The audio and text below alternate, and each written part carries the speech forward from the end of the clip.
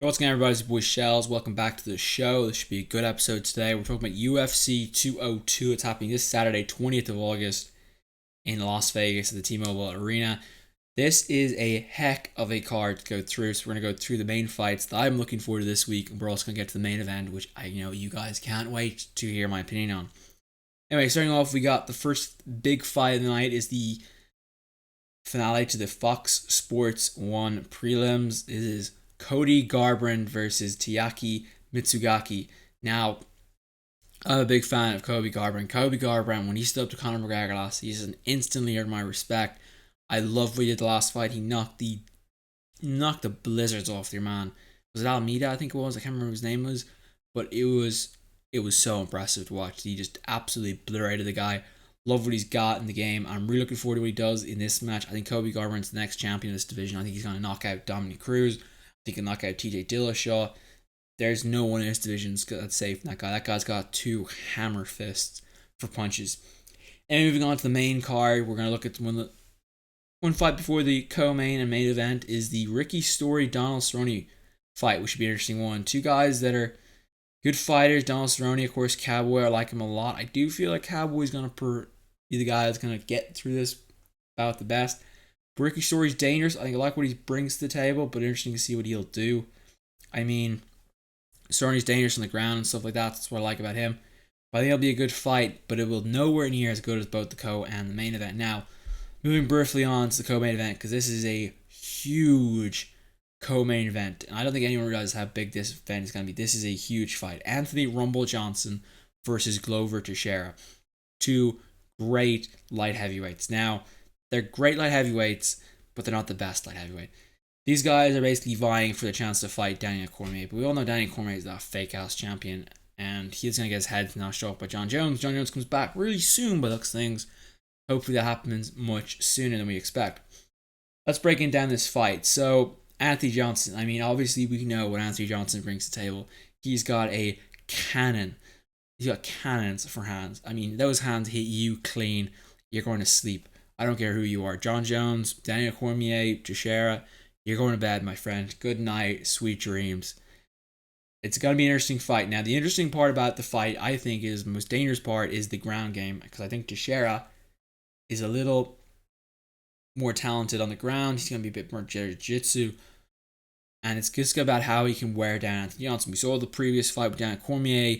You can wear Johnson down quite easily, and you can get away with things that way.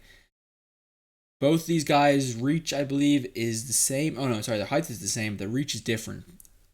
Johnson has a 2-inch reach advantage. I think that's going to be a big advantage in the contest. Teixeira likes to get in that clinch. I'm not really sure you want to clinch with Anthony Johnson. I think if you want to beat Anthony Johnson, you got to take him to the ground. I'm expecting Teixeira to take him to the ground. That's going to be his game plan. I'm expecting Anthony Johnson's game plan to be, let's sit and bang. That's what I want to see from these guys. I want both these guys to bang.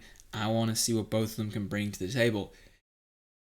I'm not really sure who's got the upper hand in this fight because both of them are really talented guys. Both of them can fight for a championship right now. That's how good they are. But if I have to go with someone who's going to win this fight, it's going to be Anthony Johnson. I feel Anthony Johnson is going to find a way to slip a big right hand through and put Teixeira out. I just feel that's what's going to happen. Both guys are good Mexican fighters, but I feel Johnson's chance of landing a big shot is much higher than I feel like Glover Teixeira submitting Anthony Johnson. That's just how I feel. You know, it just seems to be that way. And you look at the submission average of both these guys, Johnson's is 0.069, no, 0.69, pardon me, and you look at Glover Teixeira's is 0.76. So they don't really try for many, they try for a similar amount of submissions per average, so I don't think Glover Teixeira is going to change much. I think he's going to sit and bang in the clinch, but I think Johnson's going to get this game done. Moving to the main event. This is the one fight we all want to see again. I mean, these two guys are going to bang, hopefully, for a good 3 or 4 rounds, at least in my eyes. But we'll have to see what happens. So, Nate Diaz, Conor McGregor 2. I mean, if you saw the press conference yesterday, I mean, this is going to be absolutely insane. I'm a little concerned with Nate Diaz. Might have to lose a lot of weight for this fight, so that's a bit of a concern for me.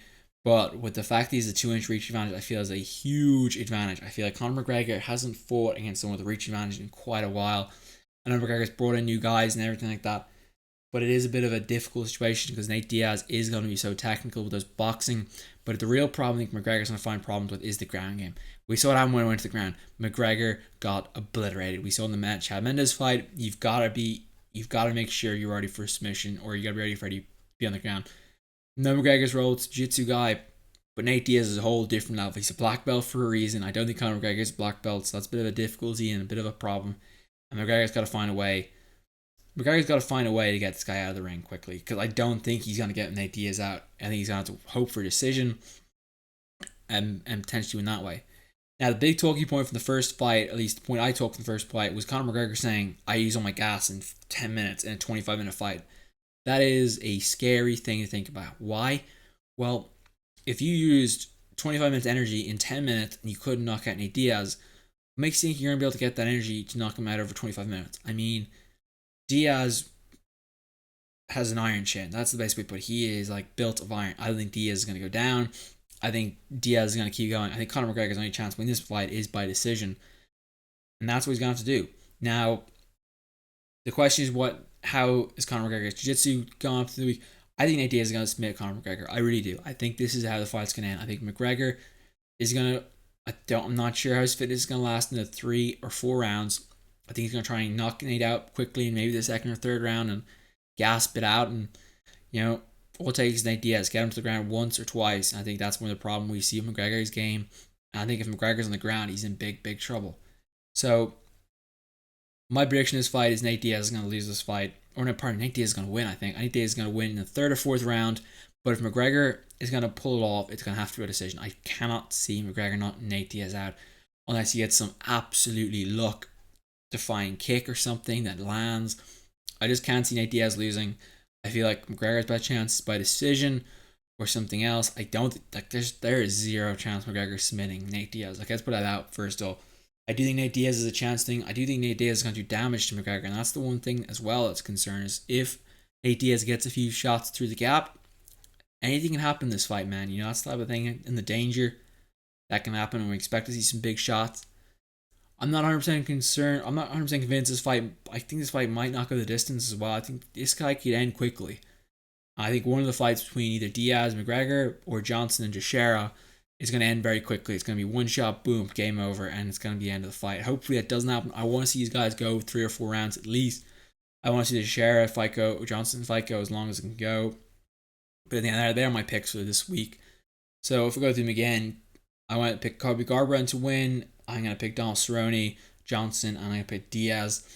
Hopefully they all pull it off. It should be interesting. But I think Nate Diaz as well is actually in Conor McGregor's head, which is another reason why I'm going to pick Diaz, because Diaz is just firmly taking precedence like I said. But it should be a good fight. If you guys have any recommendations yourself, post them down in the comments below or tweet me at ShellzHD. More than happy to answer you. And you can even, you can question my decisions. I'm up for anything, guys. So, thank you so much for watching, guys. I'll talk to you guys in the next show. It should be a good one. But I'm looking forward to these fights, guys. Peace out.